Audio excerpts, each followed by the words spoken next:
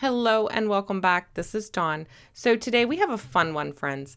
I'm always talking about how I cut more than I think I'll need for each project. Well, this leaves me with quite a few leftovers. And today I thought we would use some of those leftovers to create some cards.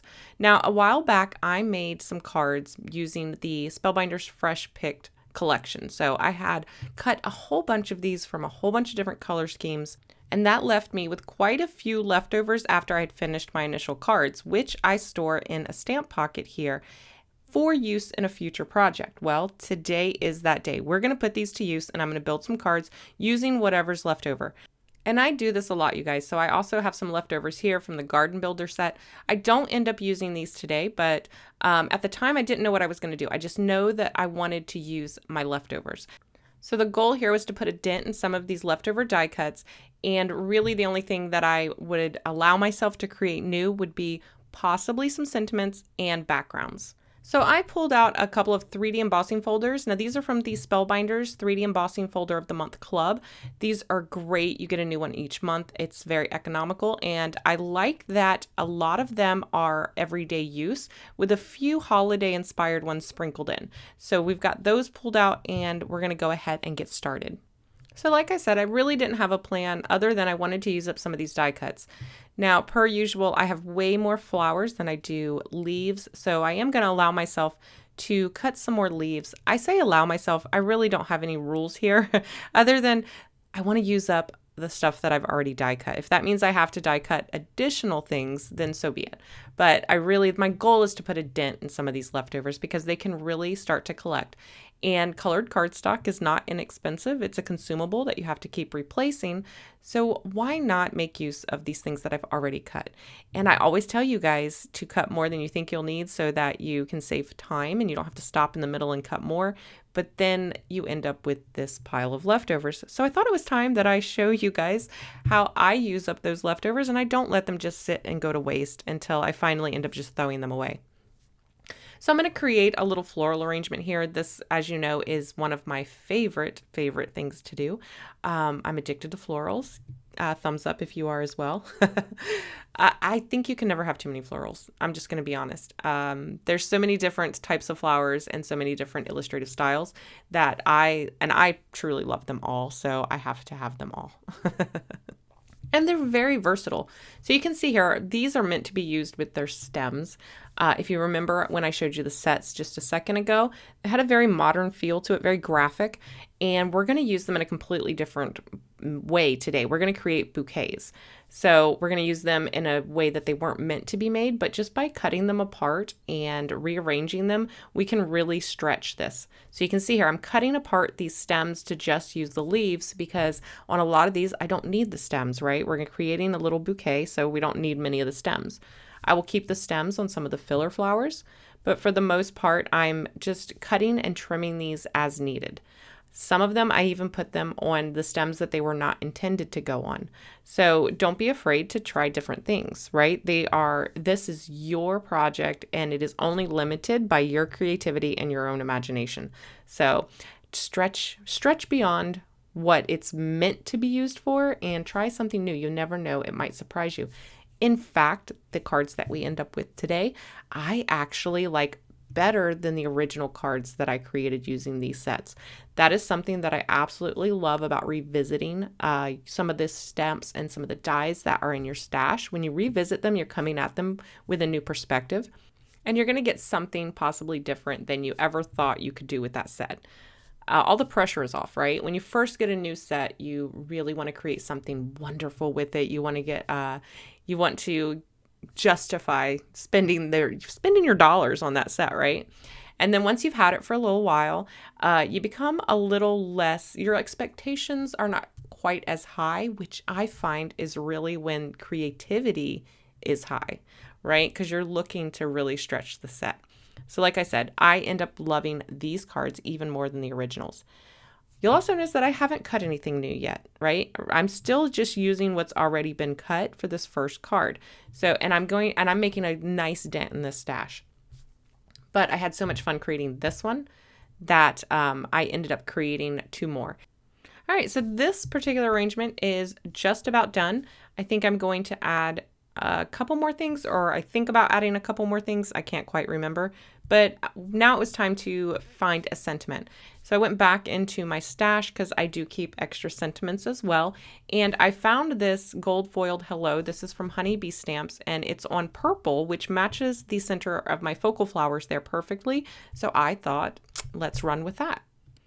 And now it's time to work on our background. This would have looked great on the white. But again, I am always trying to stretch outside of my comfort zone, maybe find something else that I like just as much as my white backgrounds. You guys know I love a good white background. I just love the crisp white.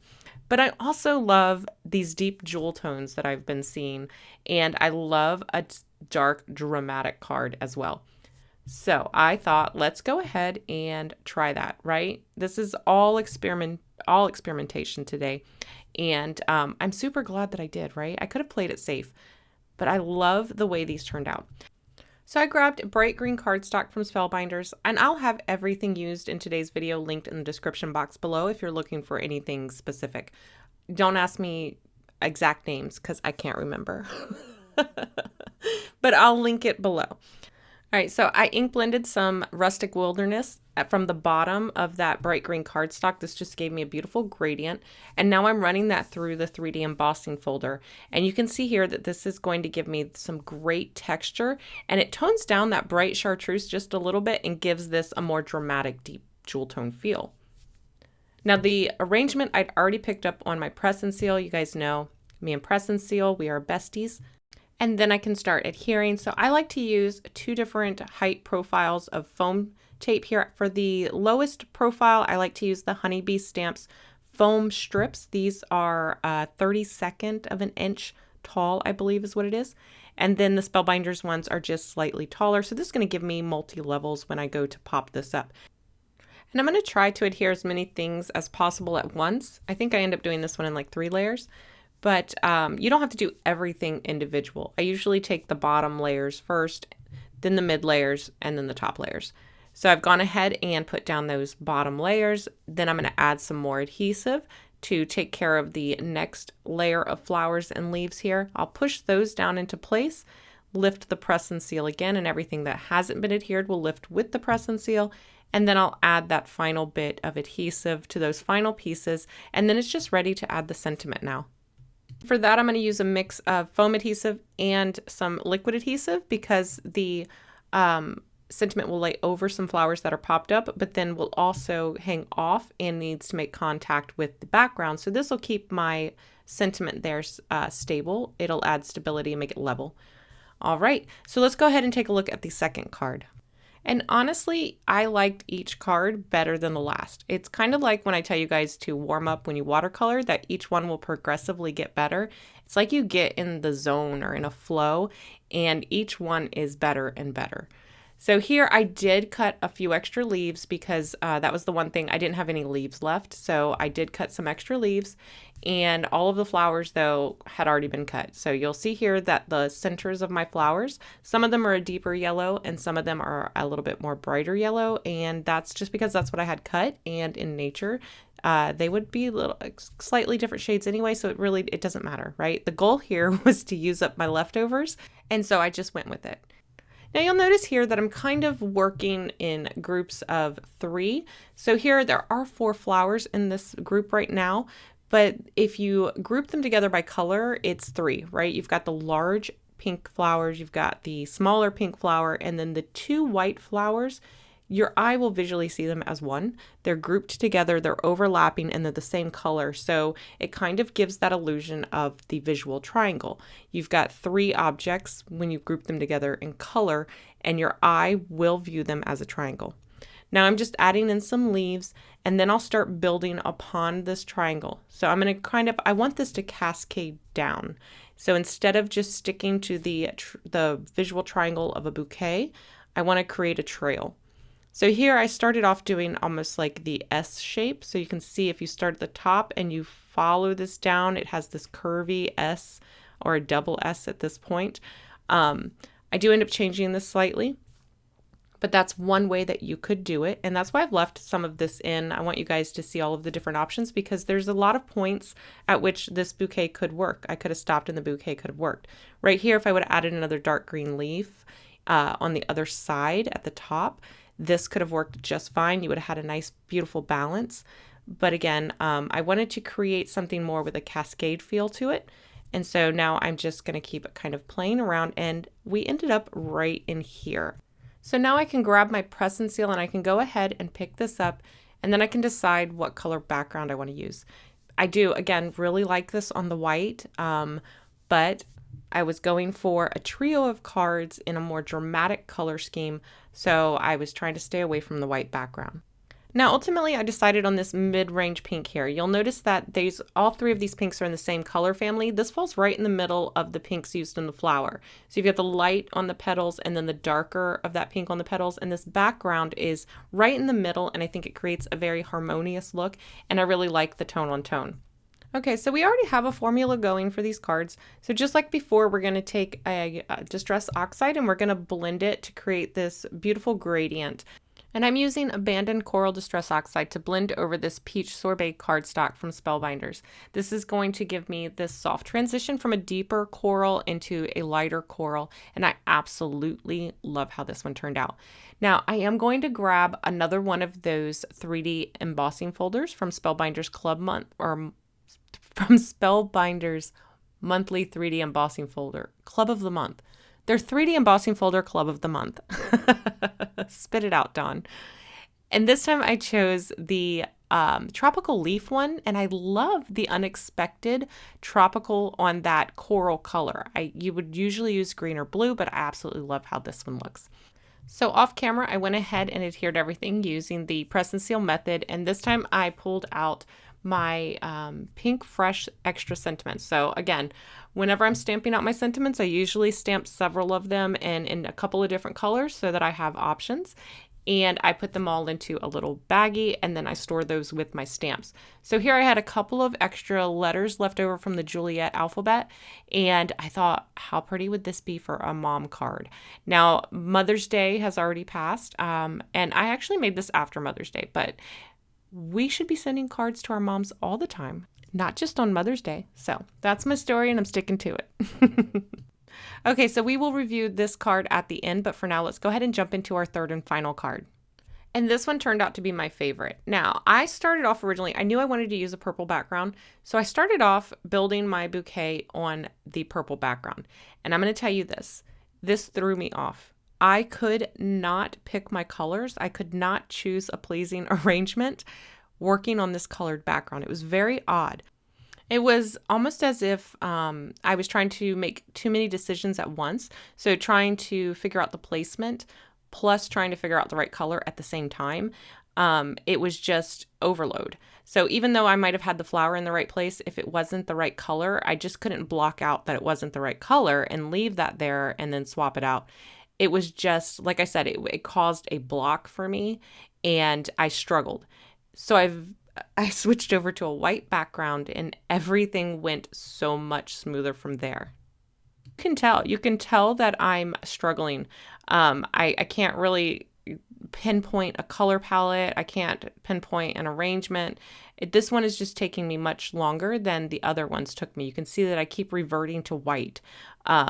And that's when I realized that it's got to be the background color, because I keep reverting to putting everything down with lots of white, and that's to balance out that colored background, because I couldn't focus on those two decisions at once.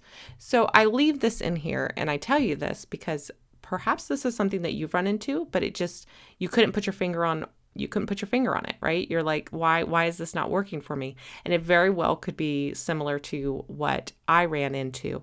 So I would recommend just build it on a white background and then choose your color background once your arrangement is all done. So like I said, I've switched over to the white background. I'm loving how this is turning out. I've picked out my sentiment, and now it's time to work on the background for this one. Just like the others, I ink blended a little bit of Distress Oxide over the bottom. This time I used Wilted Violet over Lilac Blossom paper. And I'm going to use a 3D embossing folder here to add a little texture to the background. Again, this is another embossing folder of the month from Spellbinders. And I just love these folders. So much dimension, it's so beautiful. So now all we have to do is adhere everything to the front of this card. I'll use my press and seal trick again. And let's go ahead and review all of the final cards. All right, so here they are, you guys. These are the finished cards. All of these used leftovers. The only thing that I cut more of was the leaves. You can see here we've got all that beautiful detail in the background from the 3D embossing folders. And I finished this one off with a couple of gems. These ones are also from Spellbinders. Now, I used a bunch of different companies here because, again, I was using my leftovers. So this is just a great way to come up with some cards that you originally may never have come up with. Grab those leftovers that you have from creating your other cards and see what things you can use together. I love the way this one turned out. I did add a little missing you label there. This is great if you don't live close to your mom. That is from the Honeybee stamp set along with their, I think it's mini messages. I'll have it linked below, but any little sentiment would do. Again, use what you guys have. Use what you've already cut and you've been holding on to. Get those out, use them up. Don't let them go to waste. And I really love the tone-on-tone vibe of this one. Now, the third one is probably my favorite, and it is, I'm thinking it's because we have those complementary colors of the yellow and the purple. I know a purple one is my favorite. This is crazy. Who am I? Who am I? I don't even know myself anymore. I really think that it is the combination of that purple with the chartreuse green and then that yellow there. They are just beautiful colors together, and I absolutely love how this turned out. So I hope you guys enjoyed today's video. Hopefully this encourages you to get out those leftovers, those scraps, use them up. If you did, don't forget to give this a thumbs up. And if you haven't already, make sure you're subscribed so you don't miss any future videos. As always, I'll have all of the products listed in the description box below. I want to thank you guys so much for watching, and I will see you next time. Bye.